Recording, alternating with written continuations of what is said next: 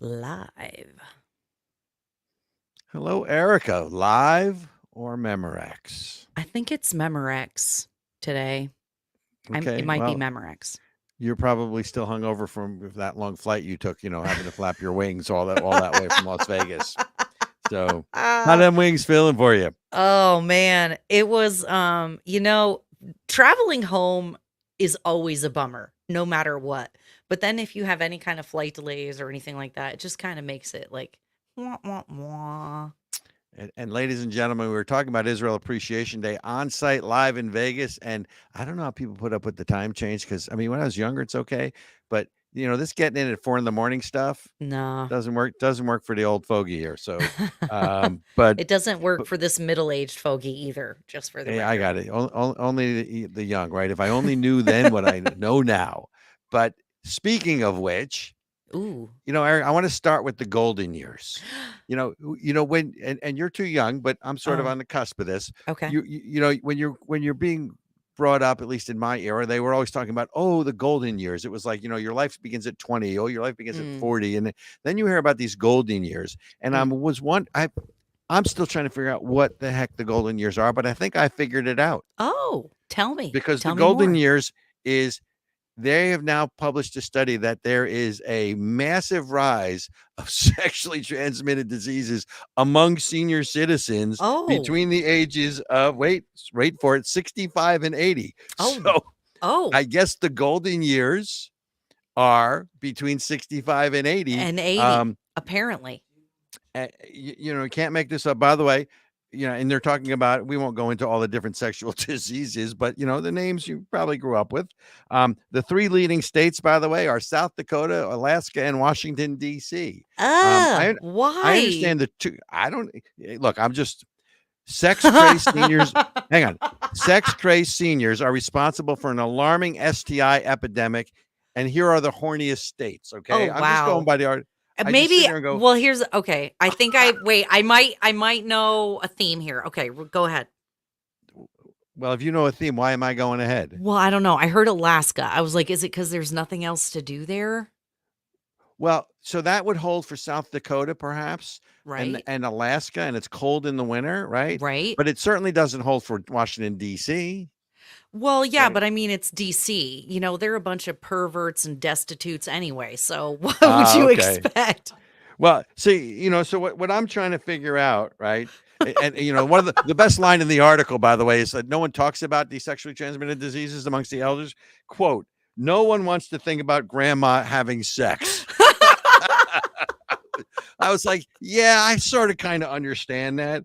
Yeah. And then it reminds me of like what I hear what goes on in like the villages in Florida, right? It's this big community. But it says many older adults also only had one sexual partner until they were divorced or Mm. widowed, but now have multiple partners, especially as women outlive men and have fewer romantic options. Oh, It wow. just Oh my so God. So the dudes at like senior centers are like living it up. they have the pick of the litter. Yeah. Wow. The litter is probably the right word, but that's okay. But look, it reminds me growing up, there was a comedian named Nipsey Russell who was, 60s, 70s, 80s, black comedian, was on What's My Line and Match Game and all those, Mm. 70s TV. And he used to say the following: will sex still be great when I'm 98? It might be, but I won't participate because the it only says 65 to 80. Doesn't tell you after 80. But the other thing, Oh no. yeah, I know. Well, look, the news is so depressing, and We there's so have to much have some bad levity. shit going on. You And have and to here's be the fun. thing. Yeah, dude, here's the thing. You're getting toward the end of your life. Live it up, bro. Like do, Well, do I mean, you. I think they'd rather do someone else than do Mhm. you. But, Right. right. I mean, of course, there is, that Do whole whoever you'd like. self-love thing. I get all that. So I don't know if we get bleeped for that, but whatever. So, look, I figure is they're trying to get it in before, because I mean, when you get to that age, you never know when it's your last time, Right? You might as well go right? out happy. Uh, I can't Um, argue. I can't argue. all right. New set. So the second thing under the sort of kibitzing, did hey, you got to start with something, because if I didn't laugh, I'd cry with all that Yeah. craziness going on. So, did you know that there is a new class of minority that it is a handicapped class of minority, Black community, Jewish community, Hispanic, there's all these minorities. There is a new class of people who are complaining that they're in a minority and it's really tough to be them and no one cares about them. Oh, okay. Good-looking people are the new minority. What? Hot people complain about the horrible experience of being too good-looking. Telling you, you can't make this up.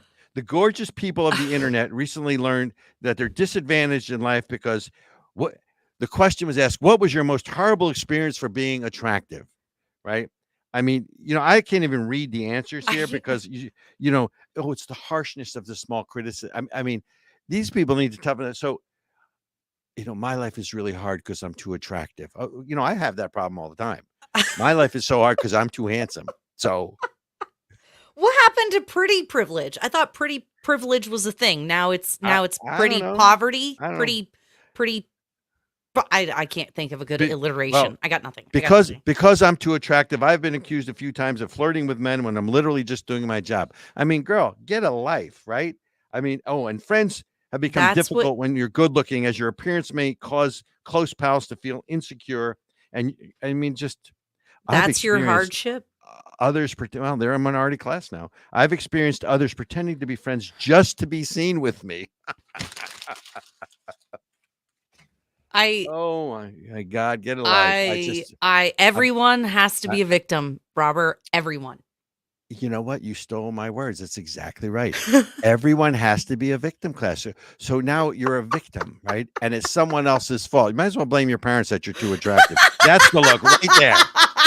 That's too attractive. He's too handsome.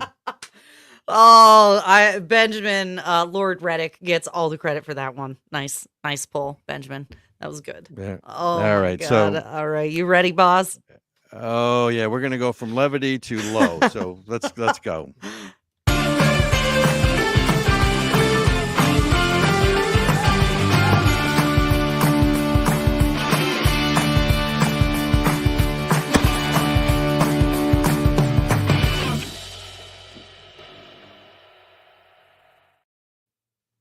Hello, and welcome to Of the People.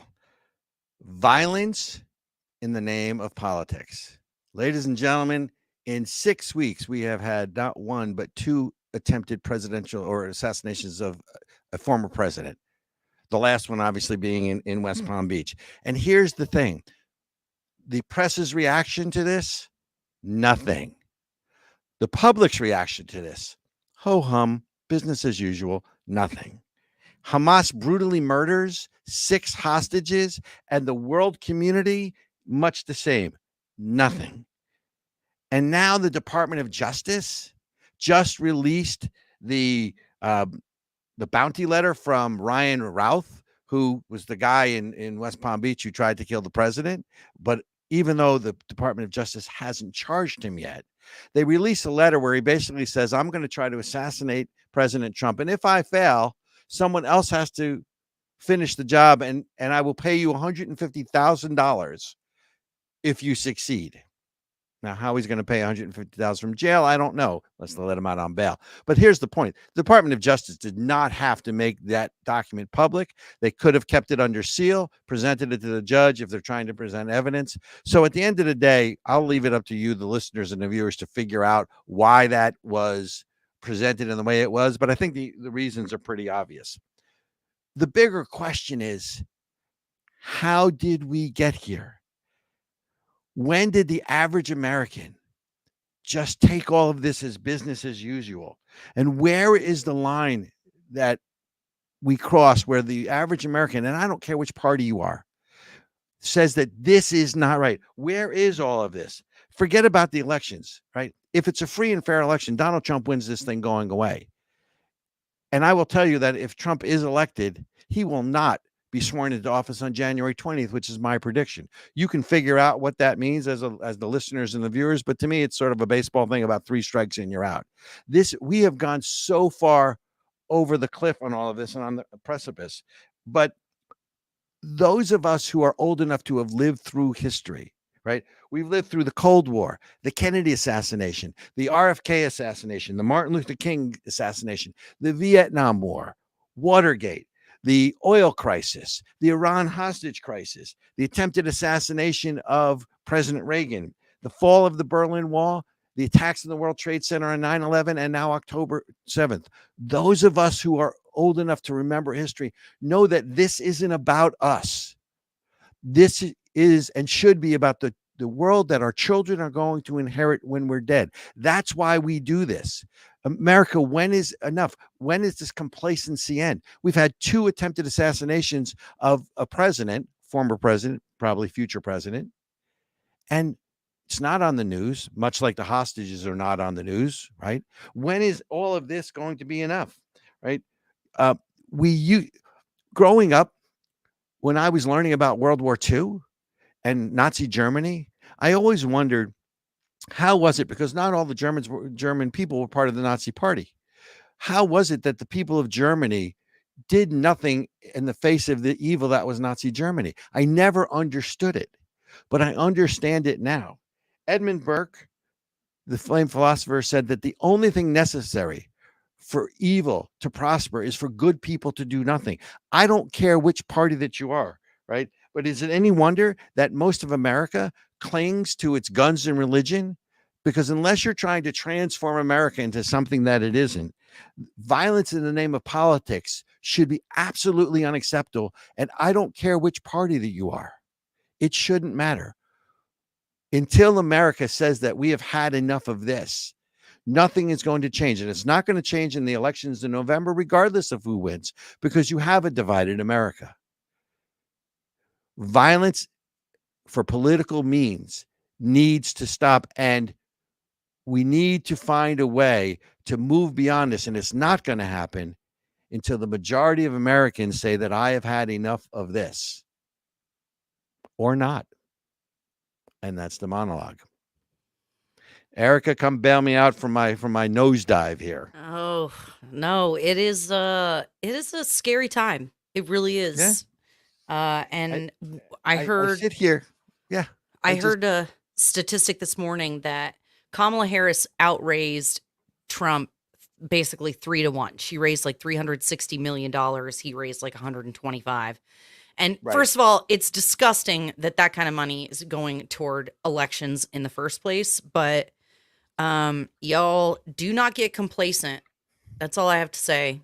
So let's talk about the money, because we are jumping around. Do you know Act Blue is? Because we're talking about campaign finance reform. Yeah. Right. Or campaign finance rules. Act Blue, which is a nonprofit C4, just got caught red-handed. How do you like that? Act Blue? Red-handed. So they have gone through 12 years of data, and they have found now Act Blue, it's a Democratic fundraising platform. They have found that all these anomalies, now again, it's not a smoking gun yet, but donations greater than the donors could afford. They found in Arkansas, Florida, Missouri, Texas, and Virginia. They used elderly people. They went suspicious trends like hundreds and thousands of donations from people at the same person at $2.50 each. That's right. And what is amazing is that they've been able to get away with it for as long as they have. I mean, 2002. You know, what do you always say, Robert? What do you always say? Follow the money. So when you see thousands of dollars coming out of a trailer park in, rural West Virginia, or, where fill in the blank, it raises suspicion. And I've seen the interviews. I've seen them knocking on these people's doors being like, hey, would you have donated $1,000 to this person? And they're like, well, so there's you're 100% correct, but there is an additional issue that people need to understand about this, and you have to go back to 2002. And I was there. I was in D.C. I was working on the Bush campaign. They passed something called McCain-Feingold Act, also known as BICRA, which was the Bipartisan Campaign Reform Act, and allegedly this was going to get money out of politics. but what it ended up doing, money is fungible, meaning movable. It ended up going from sort of light money or money where you knew where it was, right? Exposed Where you could follow, in the where light. you could follow the money, to dark money, right, that you couldn't follow. So the money moved. It's still all there, but now it's in C3s and C4s, which are nonprofits, which and it's in super PACs, but it's really more in the C3s and the C4s. The super PACs are, you know, are limited and they're transparent. But here's the thing. If you donate to a 501c3, you get a tax deduction, right? ASIC is a 501c3, right? But your donations are public.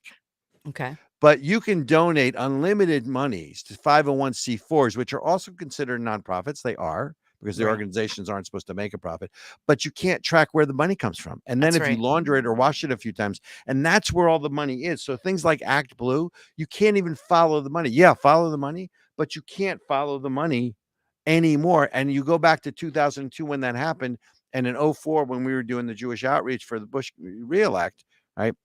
The whole country had a red tidal wave, except in one place, which was Colorado, which was traditionally rock red, right? And they actually flipped both state houses using this sort of soft money, new soft dark money system. And they have replicated that in 2008 to get Obama elected, and they have replicated that ever since. So people need to follow. By the way, there's a book out called The Blueprint that tells this. It's like Mein Kampf for the Democratic money machine, right? It's called The Blueprint. I forget who the authors are. There's two of them. But even back then, we were saying this is what's going on, guys, and nobody. But that's how the George Soroses of the world funnel the monies to these local elections. Funnel monies to who just what did he buy? 200 radio stations just recently got approved by the FEC right before the election. Wild, right? I'm gonna put a link to the book in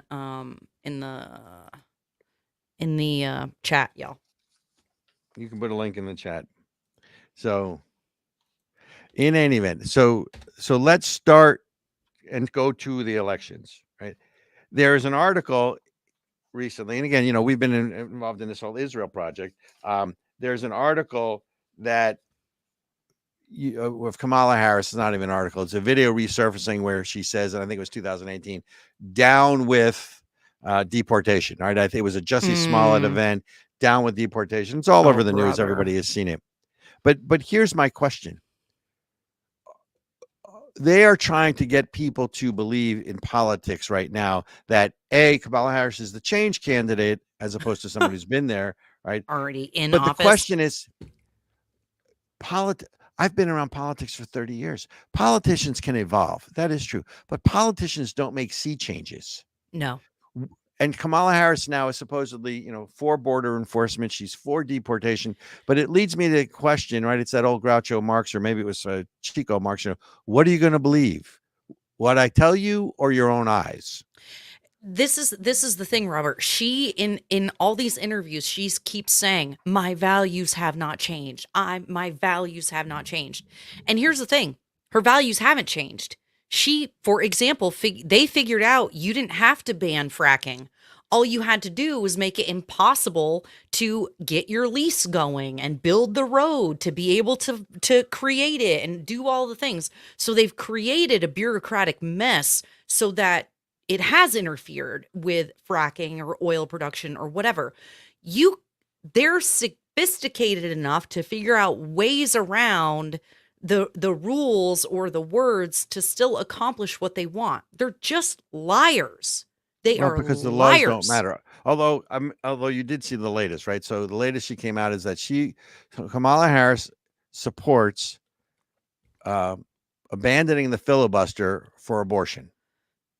And so much so that Joe Manchin just came out and said she just lost my vote. She goes, I do not support ending the filibuster on any level. Right. So this is about, I mean, just, you know, look, let the woman talk. But so here's the other thing I want to intersect with this, because she was the border czar. Yo, so hold on. I'm sorry. I got to just say this, like, real talk, y'all. If people out there, like, if you see the war and the destruction and the economy and the chaos, and your top issue is being able to kill your unborn child, like, you have a mental issue. that you need to talk to somebody about, because like real talk, people are like dying. Like a lot of people are dying and getting hurt, like hundreds of thousands dying in the war in Ukraine and Russia. So like get your priorities straight, because if what you care about most is being able to be loose, I'm talking to the men and the women out there. I'm talking to the men and the women out there. If your priority is getting to be loose, then you have something wrong with you. Wait a minute. No. That's Ericka. That is not of the people. That is not Robert Chernin. That is Ericka.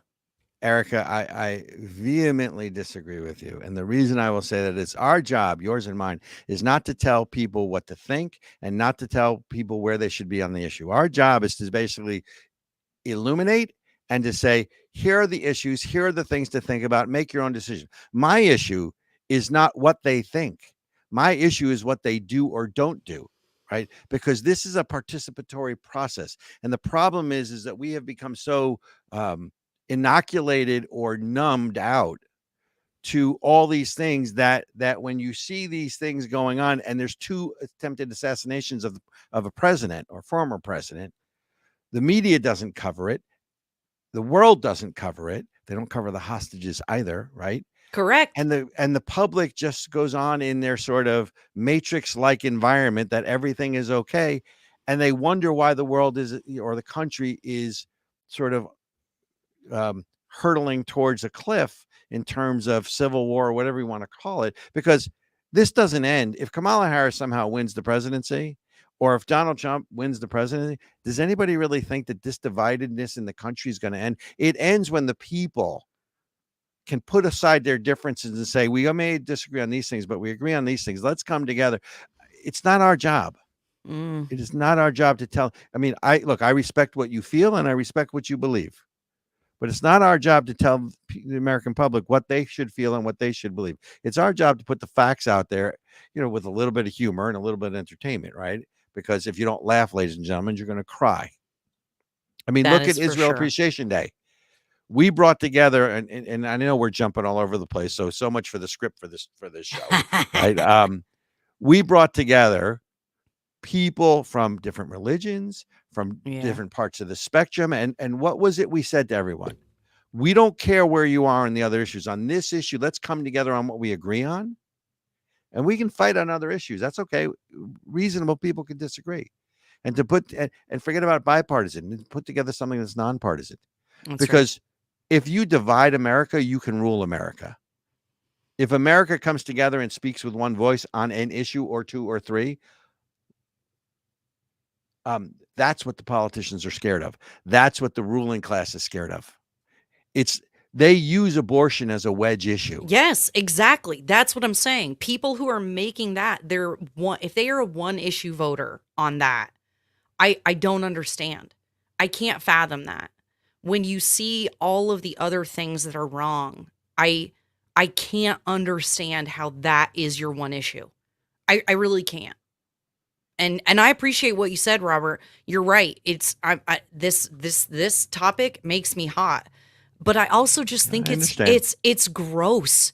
It is so gross, and in a way that I used to be pro-choice. I've talked about this. I got an abortion in my 20s, and I deeply regret it.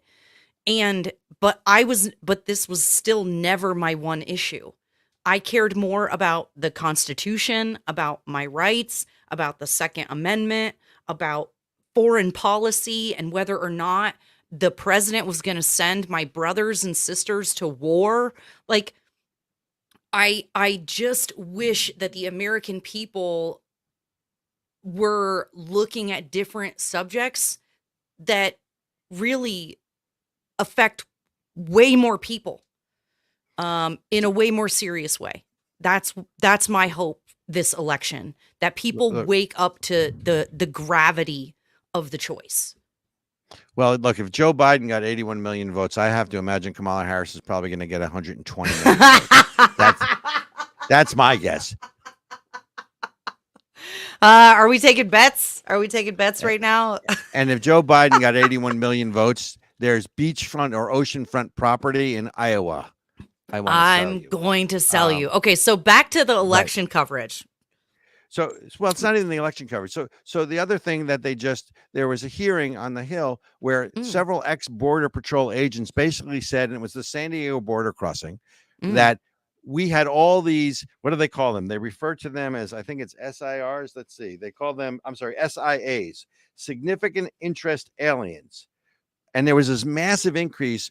And the Biden administration under Homeland Security, so it's Mayorkas, right? I can't say it went all the way to the White House. I don't know that. But the Biden administration under Mayorkas basically refused to let these agents make that information known to Congress or the country. So you what? Ex-Border Patrol chief rips Biden administration for allegedly suppressing info on migrants with potential terror ties. What? Why? But that's my point here, Ericka. First of all, let's back up. In my opinion, this election turns on immigration. It doesn't even turn on the economy, because immigration is the nexus of all these things. Think about all the things that intersect with immigration: borders, obviously, security, taxes, rule of law, language, culture, law enforcement.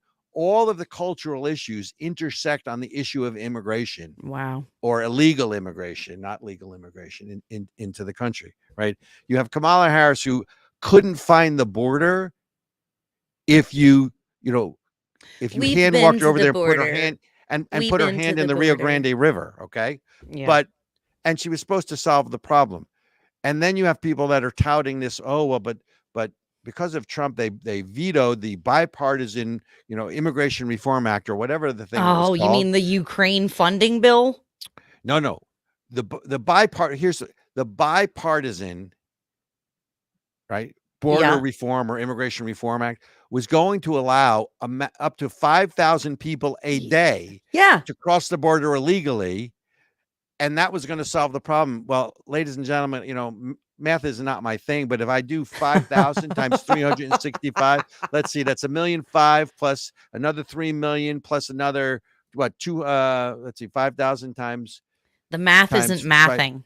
25,000. So it's like 1,000,008. So you were going to allow 1,000,008 people under the supposed Reform Act, the bipartisan Reform Act, and say, "Oh, we solved the border process." Stop lying to us. Yeah, what's your problem, bigot? No. But that, well, it's Mr. Bigot. I mean, stand up and salute when you say that, right? But that's the stuff where going back to the monologue, right? Political, violence in the name of politics is okay because no one's enforcing the laws. Yeah. And even the things, I mean, I feel like I'm reading, Ayn Rand, right? The Committee for Prosperity. It's not the Committee for Prosperity, right? Well, the Bipartisan Campaign Reform Act didn't do anything except shift money from where you could see it to where you can't see it. Didn't eliminate it from politics. They have all these lovely names for acts. So I sit here and I look at the fact that you have the Department of Justice who puts out the bounty letter. There's no reason other than they want to give ammunition, no pun intended, to someone else to take another pot shot at President Trump, right? And by the way, what's his name? Routh? Yeah. Let me read you I know we're jumping. Here's what he said in his letter. "This was an assassination attempt on Donald Trump, but I failed you. I tried my best and gave it all the gumption I could muster. It is up to you now to finish the job, and I will offer $150,000 to whomever can complete the job." You want to tell me why the Department of Justice, when they didn't have to make this public, could have sent it under seal to a judge and said, "Here's why we're," and they haven't even charged him with trying to assassinate President Trump because he didn't fire the bullet. He didn't fire a gun. We're going to charge him later. Really? What? Oh my Lord, have mercy. Oh my God. We are in 1984, ladies and gentlemen. We are fully in 1984. We are fully in idiocracy. We are. It does have a dystopian feel to it. But so when you look at the elections, right? I still want to go back to this. Well, hang on. Can we do it after the break? We can, but What's in Senate 118 billion border? Oh, Ukraine deal. Yep. Yes. Lord Benjamin is giving us the high sign. Yes. I promise I won't run away. I'll be here after the break. All right, you guys, we're going to hear from defenders of American freedom. So hang out with us for a little bit. If you would be so kind, make sure to leave a like on this video, subscribe to this channel, make sure you hit the notification bell, and most importantly, leave a comment. Tell us what you think. We don't care if it's hate comments, because guess what? It's still engagement and it's good for the algorithm. So I don't think people have the guts to leave us hate comments. Bring it on. You would be surprised. All right, hang on with us. America came into being based on a shared belief and a common set of values. Unlike other nations that were bound together based on common ancestry, race, or caste, we came into being based on a simple and shared set of ideals. That the power of government is based on the consent of the governed. That life, the freedom to live life on our own terms in our own way, free from government interference, and liberty, our most precious value, and the pursuit of happiness, which means we are free to pursue that which we choose, with the knowledge and courage to know that nothing is guaranteed to us in this life. Those values, America was founded on these basic inalienable rights. Freedom to pray to God in our own way. Freedom to think and speak freely without fear of punishment or harm. And freedom to gather in our places of worship and in our local taverns. And freedom to defend ourselves, our families, our homes, and our neighbors as we see fit. The American Center for Education and Knowledge is dedicated to protecting American exceptionalism anywhere and everywhere it is threatened. ASIC is a 501c3 and depends on your tax-deductible donations. Please help us continue our fight. And we're back. And we are back. Is it live or is it Memorex? So the question at hand is, can politicians, or anyone for that matter, I mean, I guess people can change, but it's been my experience, I don't see politicians changing. They evolve, right? They can evolve. I mean, they're human, at least most of them. But this whole notion that somehow this is sort of the new Kamala Harris. And look, look, if people want to support her, let her support her. If people think she's best for Israel, I think they need their head examined. I don't get it, because she's going to be, in my opinion, the first pro-Hamas president. She's already put pressure, on both as vice president and even as a senator on Israel, which leads me to the next thing. So here's the thing. You know who Unrwa is? Oh, United Nations Relief and Workers, whatever. So several people are suing Unrwa because somewhere upwards of 19 or 20 of their members are known to be members of Hamas and participated in the October 7th massacre. Oh, yeah. There's a bunch of stuff that came out, right? Like there was terrorists hiding in an Unrwa bunker or something like that. There's like all kinds of evidence that they're basically an arm of Hamas. Right. So for those people who think that Joe Biden or Kamala Harris are pro-Israel, the UN has now come out and said that they are immune because they're UN workers and we do not we do not relinquish our immunity. And the Biden administration is supporting the UN's position that these people who participated in the October 7th attack under the aegis of the United Nations have immunity and therefore cannot be touched. And the Biden administration just issued a notice. You think I'm lying? I'm not lying to you. The Biden administration just issued a notice that says we agree with the United Nations. There you go. Ready? Biden and Harris administration backed the UN bid to shield October 7th terrorists from prosecution. If the laws don't apply here, then the question is, where do they apply, and to whom other than you and I? Are you speechless? I am legitimately speechless. I mean, this is a new low. Actually, it's not a new low. We've been at this level of lowness, but people don't understand. Look, and again, it goes back to what we talked about. Our job is not to tell you what to think. Our job is to get you to think. You can think whatever you want to think. And this is why. And then act. And this is what, how many people gave Donald Trump so much crap for wanting to pull out of NATO and the UN. I mean, To be honest with you, I didn't even know how bad these organizations were until the last, several years or so. You just see when here's, ladies and gentlemen, here's all you need to know. Okay. China, that has Uyghur Muslims in concentration camps or work camps, is on the UN Human Rights Council. Okay. Commission. That's that's all you need to know. This is the most, I can't even. Wait, I think we have a comment. Sean says, Israel is the Jewish ISIS. You support killing Palestinian children, lady. Yeah. I'm going to leave that one. I'm not a lady, so I guess he's talking to you, but I'll chime in when you're done. No, that's what I was talking about. That's why I said, hey, if you don't like it, thanks for hate watching. All your comments are great for the algorithm. Here's the thing. Talk to me. Is it's cute to say. And yeah, it hurts a little bit because what's cute to say? It's cute to say, "Oh, you're killing Palestinian children." Like, no, I don't support the killing of Palestinian children, and I blame Hamas for that. I don't blame Israel for that. I blame Hamas for that. Why? It's Hamas's fault that Palestinian children are dying. It's why I've got these dog tags on here to remember the hostages, the Israeli and some previously American hostages, if everybody has forgotten. There's still some.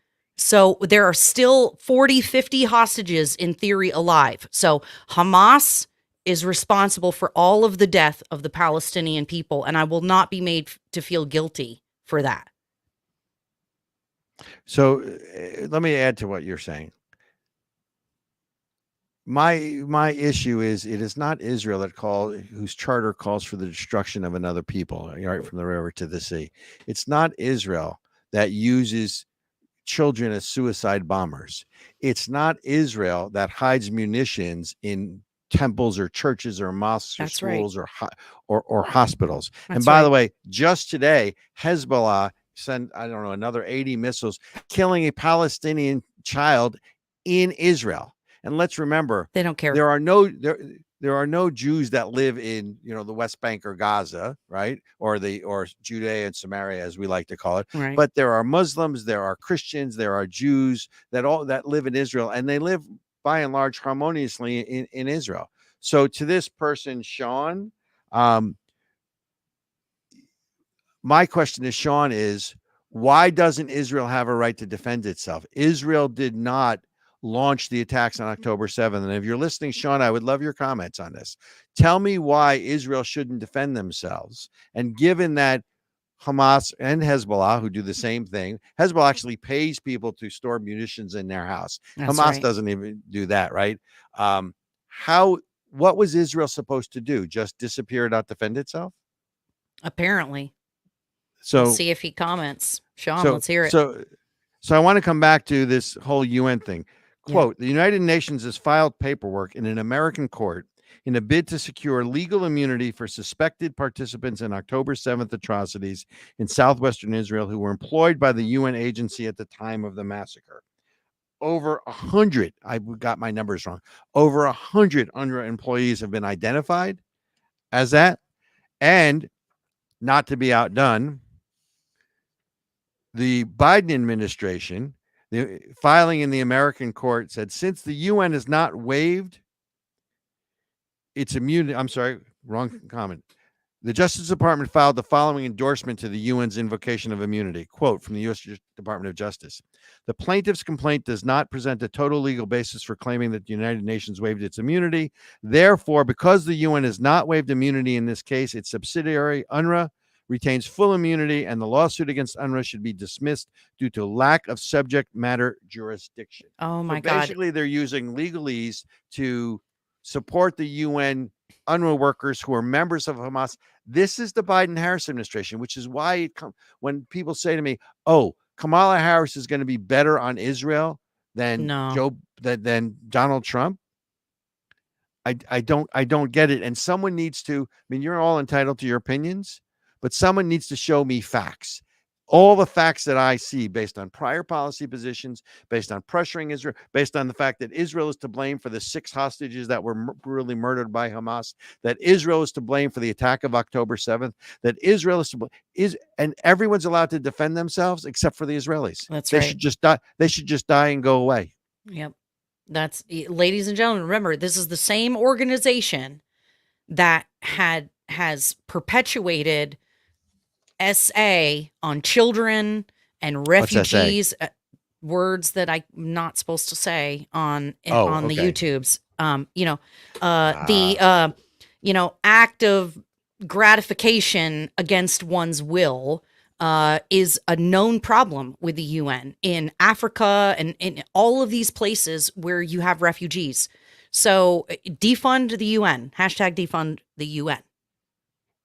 So I want to come back to Sean's comment. So Jewish ISIS. So that would mean that basically that Israel is a terrorist country, right? Mm-hmm. The Jews are terrorists because they're killing children allegedly, right? And there are civilian casualties. I'm not sure I believe the Hamas numbers, right? I mean, they've been shown to be grossly exaggerated, but there's no question there's been civilian casualties. My question to Sean and anybody else who I would say is sort of on the Hamas sympathizer side, or what I call the Hamas lobby in this country, what was Israel to do after October 7th? Take it. Suck it up and take it.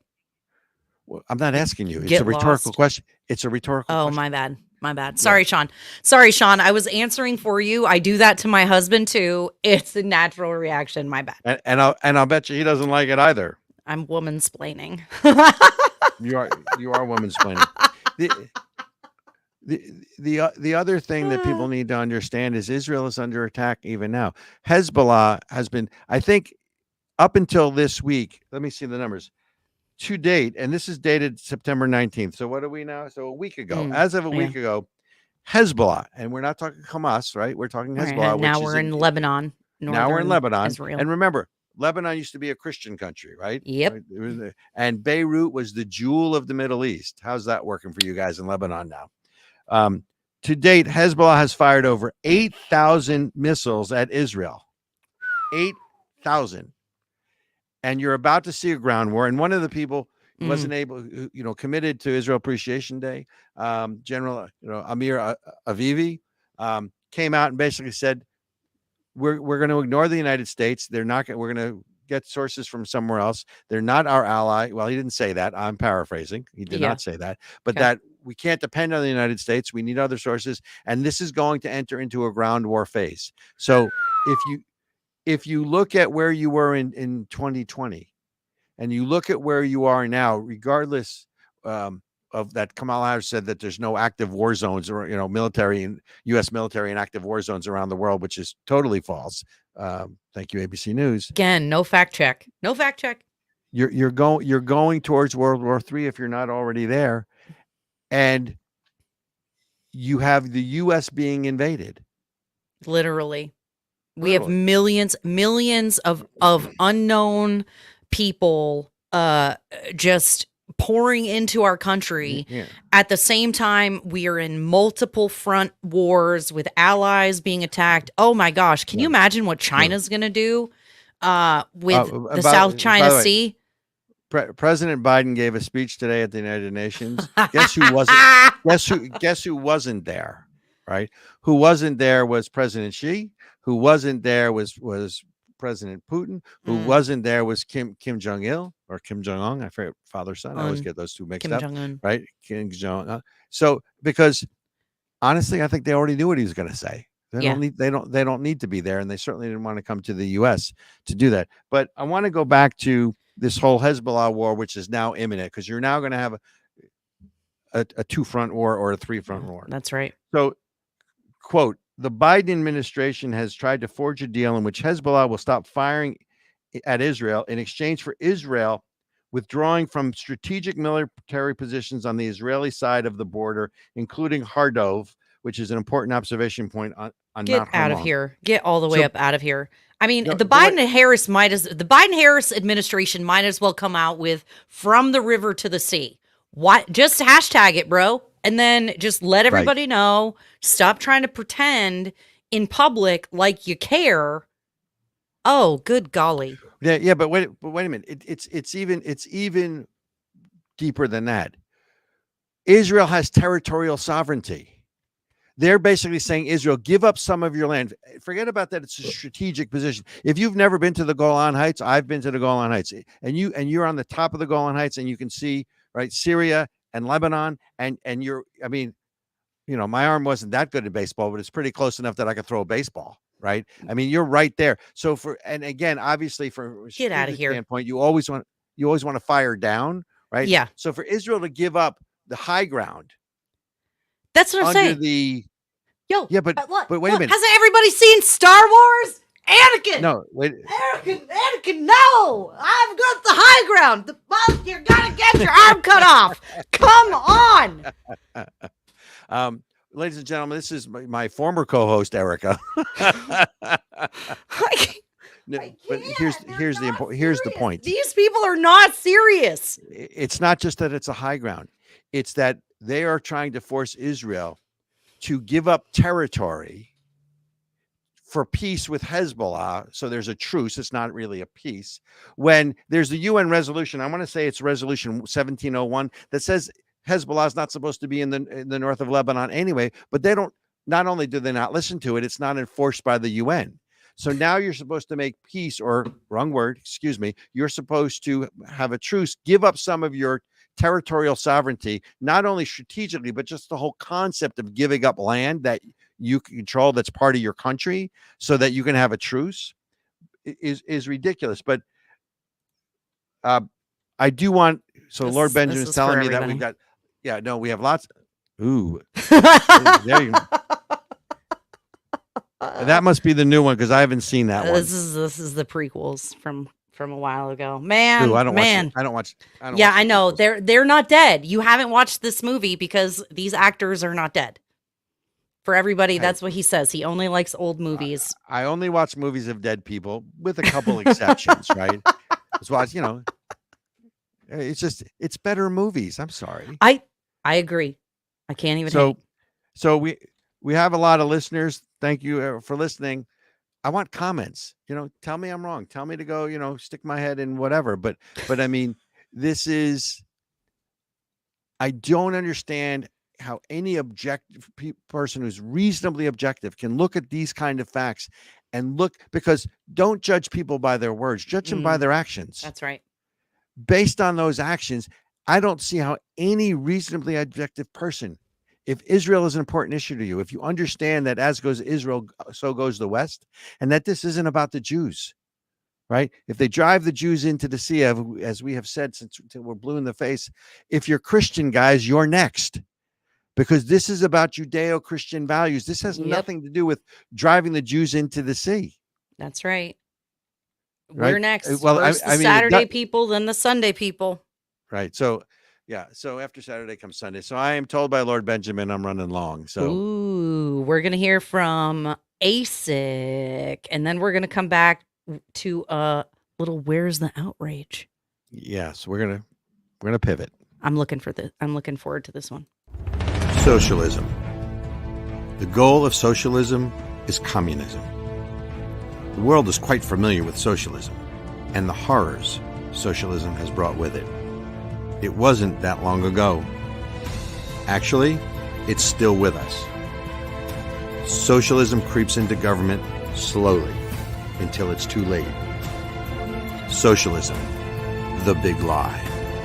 Yes, it could happen anywhere. This educational video was brought to you by the American Center for Education and Knowledge and paid for by people like you who care about the future of our democracy. Please help us continue our work educating the American public and consider supporting ASIC by making a tax-deductible donation at asicfund.org. WTO. Where's the outrage? Where's the outrage? The outrage over where's the outrage? Where's the outrage? Where's the outrage? Where's the outrage? Where's the outrage? Where's the outrage? Where's the outrage? Where do we go from here? And folks, where's the outrage? Where's the outrage? Where's the outrage? Where's the outrage? Where do we go from here? So my first outrage, sense of outrage. The outrage. Who did Bang Bang with Fang Fang? Outrage. WTO. The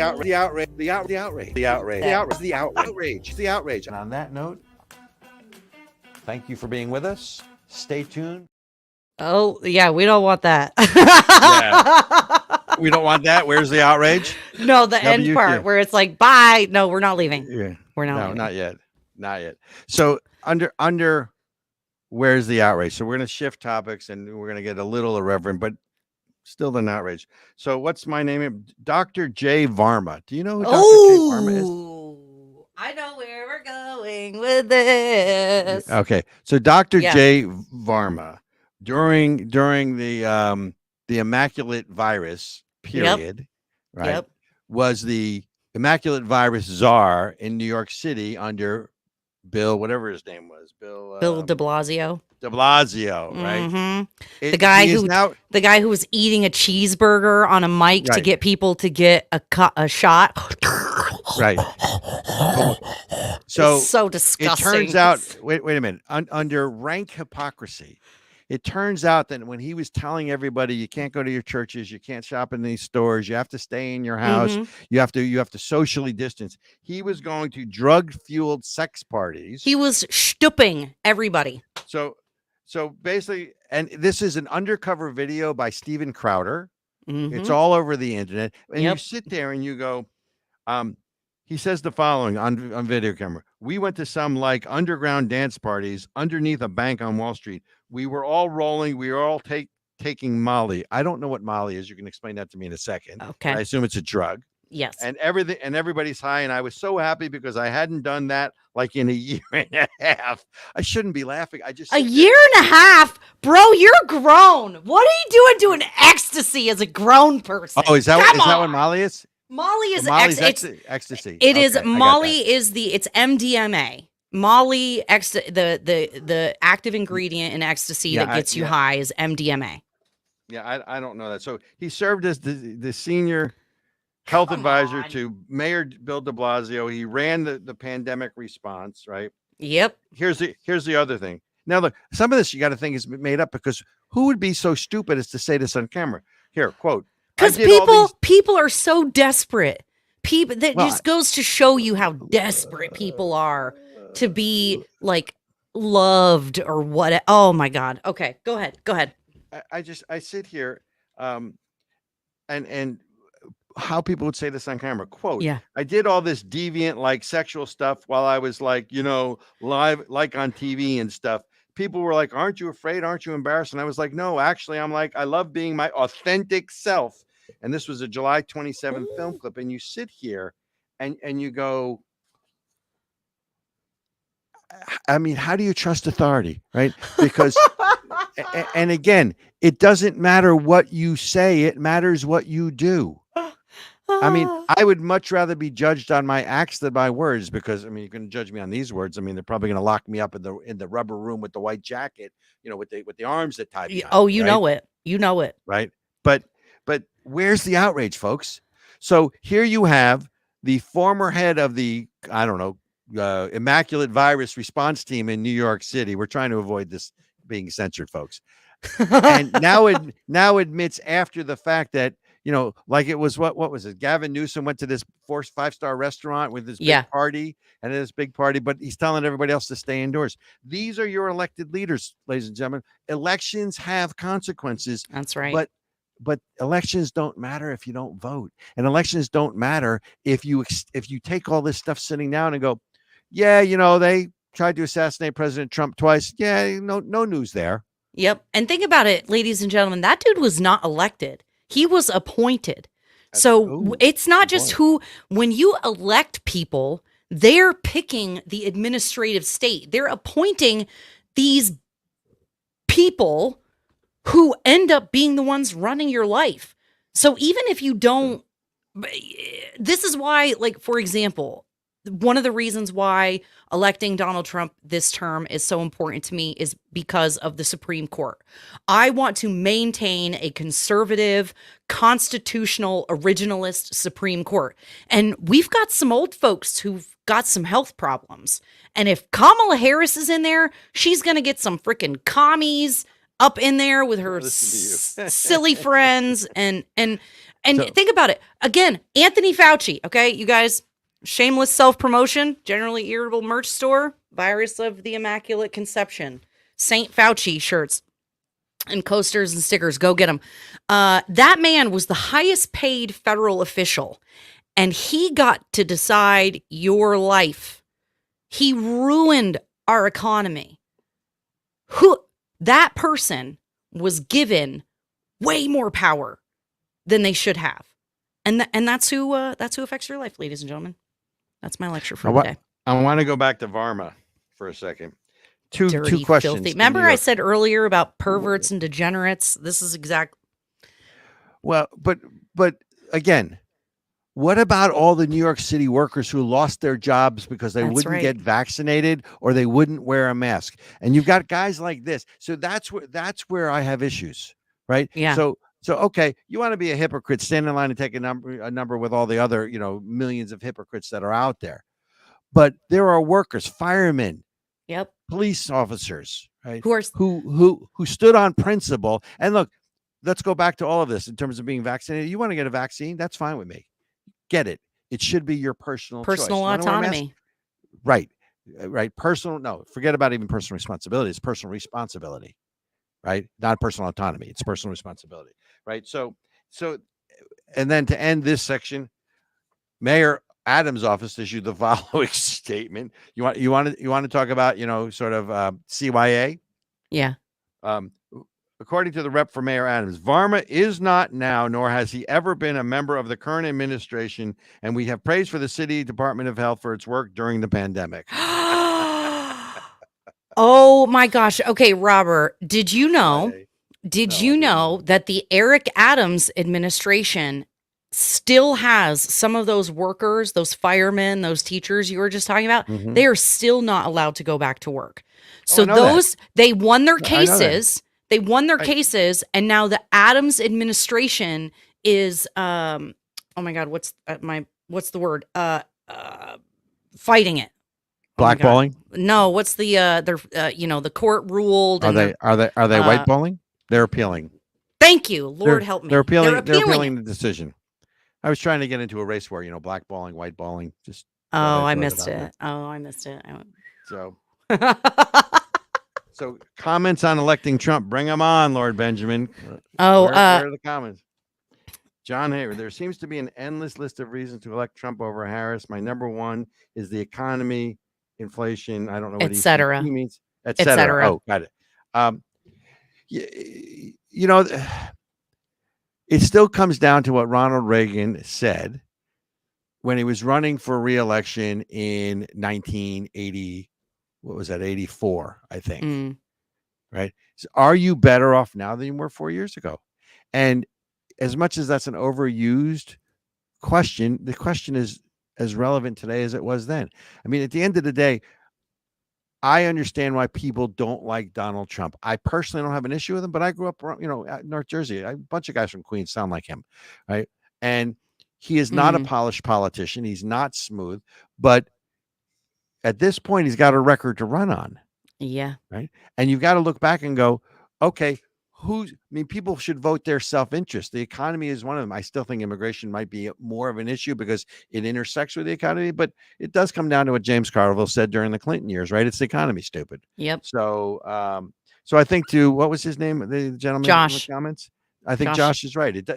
People are going to vote their pocketbook. So I agree with that. Speaking of voting your pocketbook, go buy some merch. Oh, go buy some. By the way, I want to come back to, you said the Supreme Court is an important issue to you. Yeah. They don't cover the news. There was another leak from the Supreme Court. There's a leak during Dobbs. Oh, I didn't hear this. There's another leak last week. So basically someone leaked some of the private communications between Chief Justice Roberts and some of the other members recently. And let's see, this is dated September 16th. So, recently. And basically, there were internal memos and deliberations that showed Chief Justice Roberts as having, quote, molded the outcome of 3 major cases the court considered dealing with January 6th, granting of President Trump certain immunities in presidential acts. So basically, again, it's another effort by the Democrats, or the autocrats, as I like to call them, to delegitimize the one institution that they haven't been able to co-opt. That's right. Right. So they're going to try to delegitimize or whatever. Yeah. Legitimize. You got it. Legitimize. Right. And, here's the thing. That's the Chief Justice's role. That's what he's supposed to do, especially when he's in the majority on a decision. He's supposed to cobble together majorities, right? And, give and take on. By the way, that's the way the system of checks and balances and compromises is supposed to work. You don't get everything that you want. That's right. But that's not good enough for sort of the progressive left, where now they're trying to expose them and delegitimize the Supreme Court. Yeah. Until, of course, Kamala Harris gets to appoint 3 of them, and then it's okay. Or let's pack the court. Yeah, they don't want checks and balances. They want to control all 3 branches. They want to turn the Supreme Court into another legislative body, which is essentially what they did before its slight restoration towards a more conservative Supreme Court, but still not as good as I would like. But, again, ladies and gentlemen, the only job of the Supreme Court is to determine if a law is constitutional. It is not. They don't legislate from the bench. I'm sorry to disappoint you, AOC and, Dems, but that's not their job. And if the American people wanted it done, you would be able to do it through the legislative branch without ramrodding it through as freaking executive orders and all this other nonsense. Well, and you bring up a really seminal point. I mean, first of all, Congress, if there's one fault here, it's Congress, right? Congress is supposed to pass clear laws. If you passed clear laws that weren't, 4,000 pages long, then the executive could implement the laws, and then there would be no need for sort of an administrative state. Now, with the Chevron deference decision or the overturning of that, we'll see over time how that impacts people. But Congress is supposed to pass clear laws. The administrative state is not supposed to interpret the laws. But up until now, for the last, 20 or 30 years since the Chevron deference decision, there's this burgeoning administrative state that, regardless of who's in office, stays there. Right. So we'll see what happens there. I do want to end on a bright note, because this is a jar episode. So all right. So in Boise, Idaho, a coffee owner, Big City Coffee, just won a $4 million award against Boise State University because during the height of I can't say, but let's just say the Black Lives Matter protest years, she came out in support of police, and they basically forced her out of business in a variety of ways. So they just came back and they just awarded her $4 million. The jury awarded Big City Coffee owner Sarah Fenley $3 million for lost business, reputational damage, and mental and emotional distress and personal humiliation. And then they awarded punitive punishment, another $1 million in punitive awards. Oh, wow. So sometimes, sometimes justice is served. So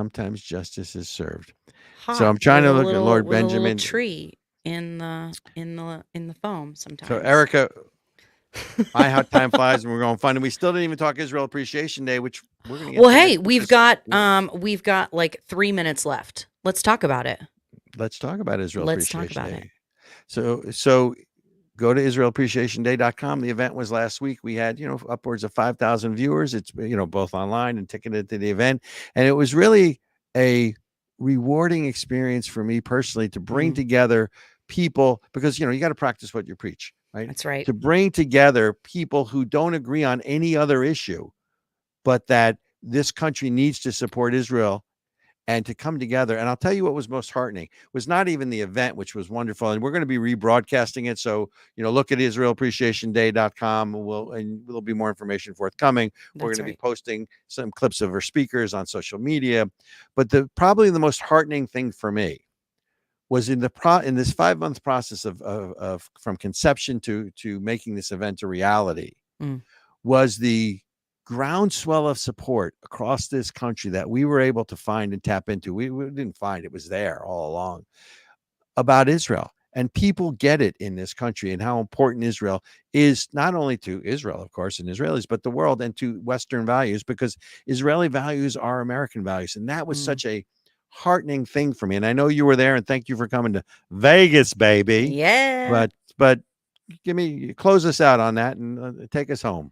I think it was one of those moments you talked a lot about it being nonpartisan, and it was so funny. I was getting makeup, and one of our guests is a Democrat, and she cracked a joke about, she would have preferred to introduce one of the Democrat speakers, and it was so funny, and I was like, wow. We really probably would not agree on anything else except this one issue. And because everyone is so passionate about it, it doesn't matter. I don't care. I don't care if you're black, white, red, brown, Jew, I don't care what you are. I don't care how you identify. I don't care. Do we agree that Israel has the right to exist? Do we agree on that? Because do we agree that Israel has a right to defend itself? To defend itself and to exist, right? I never thought we were going to have to argue that, but we do. And seeing so many people come together, an interfaith, nonpartisan event, it was awesome. It felt good, didn't it? It did. And this is the thing, like, I don't care. Nobody cares if you're gay. Nobody cares if you're trans. Nobody cares if you're black. Nobody cares nobody cares. Nobody cares. Nobody cares. So my teacher used to say, focus on what you have in common, not what differentiates you. And and therein lies the lesson, right? Which is, and speak up, obviously, right? He used to say, kun fayakun, which is speaking, it should become so, right? Mm. Words to deeds to actions, which is why to end where we started, right? 2 attempted assassination attempts of a president, and no one seems to give a damn. The media doesn't, the public is not outraged, right? And the politicians are going on business as usual. And the American public is just sitting back and taking it. Well, ladies and gentlemen, make sure that you subscribe to this channel, turn on the notification bell so you never miss an episode, and we will see you next week. And we'll get to term limits questions next episode.